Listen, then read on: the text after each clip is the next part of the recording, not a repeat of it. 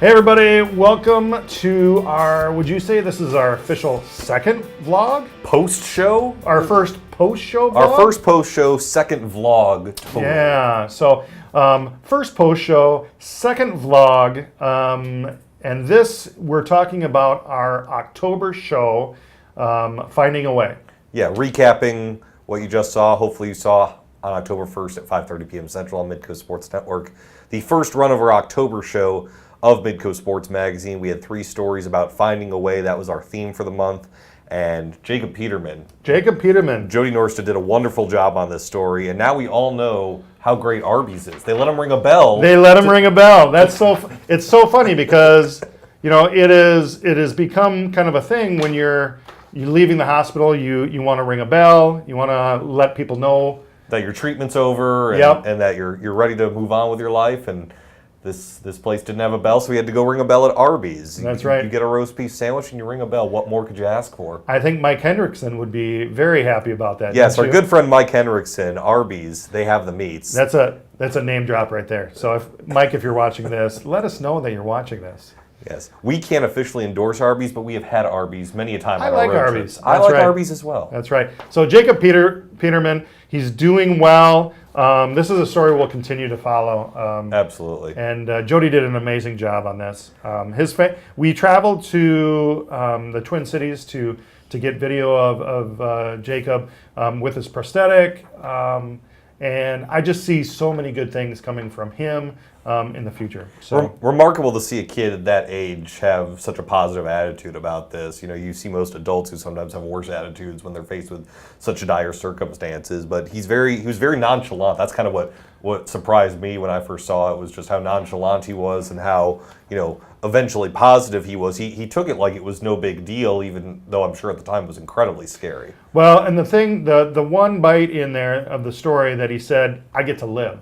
And that's really, I think what we all need to just focus in on is yeah, I've come up against this adversity, but I get to live. Right. So just an amazing individual. Absolutely. Jacob Peterman. Jacob Peterman, great job by Jody. And then the story that I did on Miles Kraske, 13-year-old, one of the best para-badminton players in the country, let alone the world, has achondroplasia, which is a form of dwarfism. So he qualifies to compete in the short stature classification for the Paralympics, and that is his goal, the Paralympics in 2020. If you talk with his parents, coaches, himself, he's sort of right on the edge. I explained a little bit of that in the show, sort of right on the edge of qualifying, but at the very minimum, they think if he continues on this path, he'll get to the 2024 Paralympics, which are in Paris. Paralympics and Olympics are held in the same city, so Paris, France is 2024, and he would obviously like to go to Tokyo in 2020, but a really cool kid who does not put education on the back burner because of what he's doing and competing. He travels all over the world, but he gets his homework ahead of time if he has to miss school, so it's doubly as hard to keep up with schoolwork and train to be one of the best badminton players. And this was a pretty cool story because, often I'm asked, how did you come up with this story? Where did it come from? And a lot of times we find them as traveling around the Dakotas and Minnesota. But this story came from Miles' dad, Mike, who contacted us through either Facebook or email or what have you. And he essentially said, really like your show. I think you should take a look at my son and what he's doing in the sport of badminton. And David and I, first, we said, badminton? Yeah. It's a sport we haven't covered yet. Right. So that's always interesting to us. And then as we got kind of going, figuring out what Miles' story was, that was also a great story. So it certainly was in the Midcoast Sports Magazine wheelhouse. And it just shows that, you know, if you guys have great ideas, send them our way. We'll take a look at them. This was a suggestion from Miles' dad who contacted us. We took a look at it. We shot some stuff here in Sioux Falls and over at their local gym. And Miles is a cool kid. He's, you know, got his good head on his shoulders, and he just seems to be understanding of what it takes to be great as an athlete and be great as a student as well. Now, another part of this story, which didn't quite make the story that aired, was his coach. Mm-hmm. His coach is a professional badminton. Yes. He's from Nebraska area originally. He immigrated from India.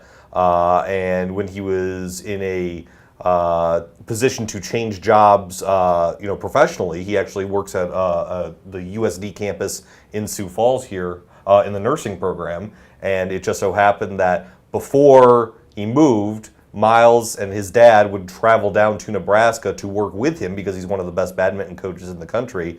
And so when he was looking for a career change, they said, well, why don't you move to Sioux Falls? It'll make it easier for all of us. And so that makes things a little bit easier rather than going from Yankton all the way down to Nebraska. They just go from Yankton to Sioux Falls.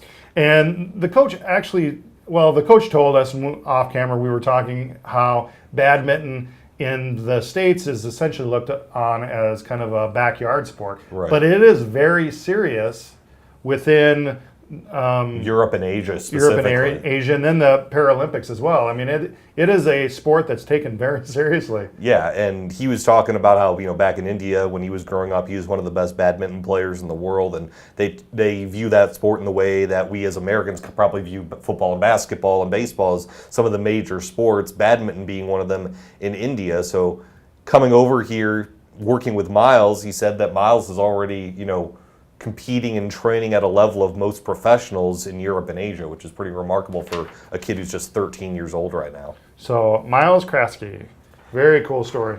And then the third story in our show is Trevor Trital from Spearfish, Lead Deadwood area, West River, South Dakota. An individual that wanted to play football, wasn't able to, was suggested, hey, why don't you try out powerlifting? And now powerlifting is taking him all over the world. Yeah, sort of the kicker at the end of the story is he will go to the Special Olympics in Dubai in 2019, which is absolutely remarkable. And the reason he's in the Special Olympics is because he has high-functioning autism. And I think a lot of people sort of maybe don't realize that having high-functioning autism is part of being qualified for the Special Olympics. There's all sorts of designations and classifications, similar with Miles and para badminton, why he qualifies for the Paralympics, because he's achondroplasia, dwarfism. There's a short stature classification. For the Special Olympics with Trevor Trital, high-functioning autism is considered one of the qualifiers to be a Special Olympian. And so he's very matter of fact. I think that's one of the things about high-functioning autism is people take things literally, and people sort of have their brains work in a bit different way. But his brain may work differently, but he's definitely as strong as anyone I can remember. Absolutely. It was amazing to see him training and lifting, and we wish him the best, as we wish all three of the athletes that we did stories on. These stories can be seen throughout the month of October on Mondays at 5:30 Central Time. We'll also be releasing them to YouTube, to our Facebook page, the Midco SN Facebook page, and then also IGTV.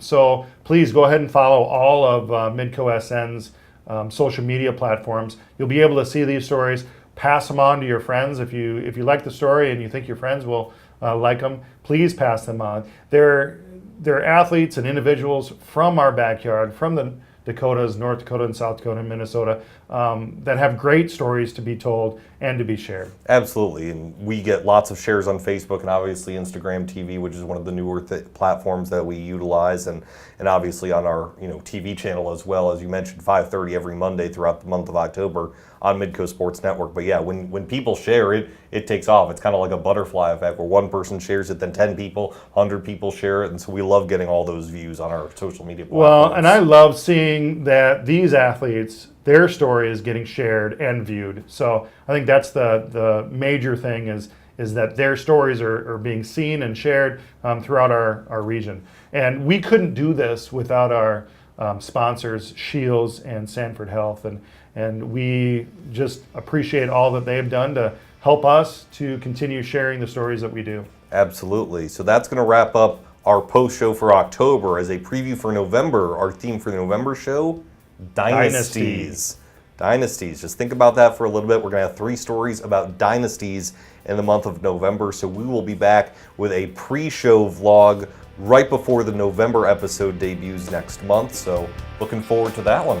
All right. Thanks so much for tuning in, and we'll see you next month.